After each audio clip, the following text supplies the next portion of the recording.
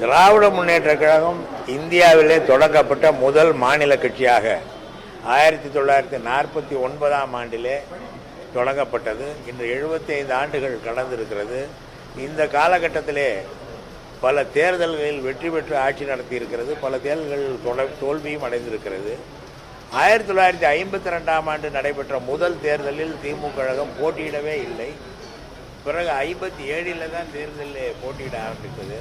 எனவே தேர்தலிலே போட்டியிடுவது என்பது சட்டமன்றத்துக்கு சென்றால் மக்களுடைய பிரச்சனைகளை பேசுவதற்கு வாய்ப்பாக இருக்கும் என்ற காரணத்தினால் திருச்சியிலே நடைபெற்ற மாநாட்டிலே முடிவெடுக்கப்பட்டு அதற்கு பிறகுதான் தேர்தலில் கழகம் போட்டியிட்டது. ஏறத்தாழ 22-23 ஆண்டுகளாக ஆட்சியிலே இருந்த காலத்தில் திராவிட முன்னேற்ற கழகம் எந்த கொள்கைகளை முன்னெடுத்து பிரச்சாரம் செய்ததோ அந்த கொள்கைகளை எல்லாம் நிறைவேற்றி இருக்கிறது.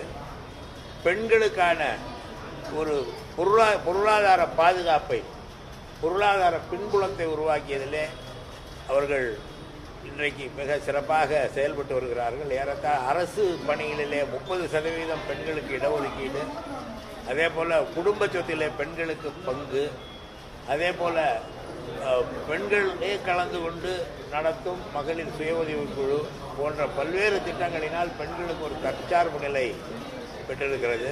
சுயமரியாதை சட்டங்கள் திருமணங்கள் செல்லுபடியாகும் என்ற ஒரு சட்டத்தை நிறைவேற்றியது.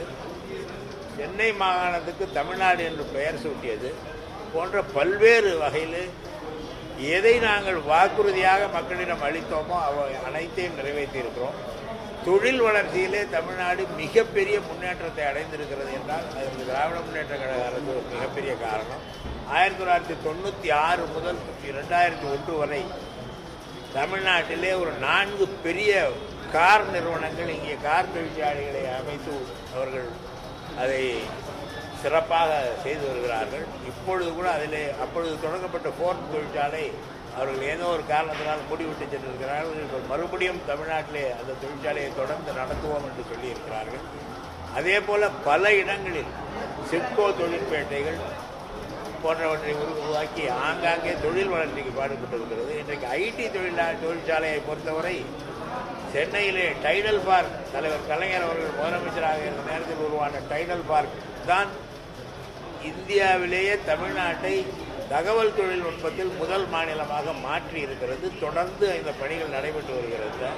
இப்படி எல்லா வகையிலும் தமிழ்நாட்டின் முன்னேற்றத்திற்கு, தமிழக மக்களின் முன்னேற்றத்திற்கு, மகளிரின் முன்னேற்றத்திற்கு என்னென்ன வாக்குறுதிகள் அளித்தோமோ அவற்றையெல்லாம் நிறைவேற்றியிருக்கிறோம். அனைவரும் சமம் என்கிற அந்த நிலையிலே நாங்கள் சென்று கொண்டிருக்கிறோம்.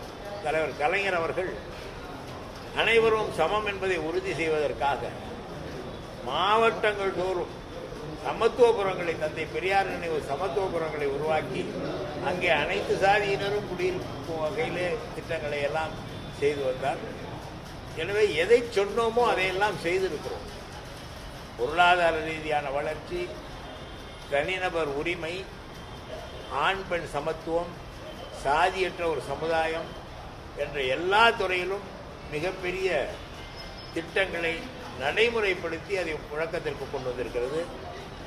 அனைத்து சாதியினரும் கோவில்களில் அர்ச்சகராகலாம் என்ற சட்டத்தையும் நிறைவேற்றி அதுவும் நடைமுறையிலே இருக்கிறது என்றால் மனிதர்கள் அனைவரும் சமம் என்ற அந்த ஒற்றை சிந்தனையிலே திராவிட முன்னேற்ற கழகம் அதற்காக உருவான இயக்கம் அந்த திட்டத்தை, அந்த வாக்குறுதிகளை சரியாக செயல்படுத்தி வருகிறது என்பதை தான் நான் பார்த்துக்கிறேன்.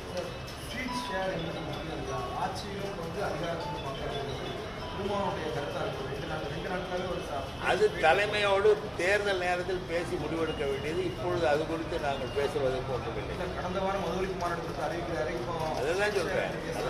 அது அங்கே பேச்சுவார்த்தை, தேர்தல் கூட்டணி பேச்சுவார்த்தை நடைபெறும் பொழுதுதான் அதை பேச முடியும்.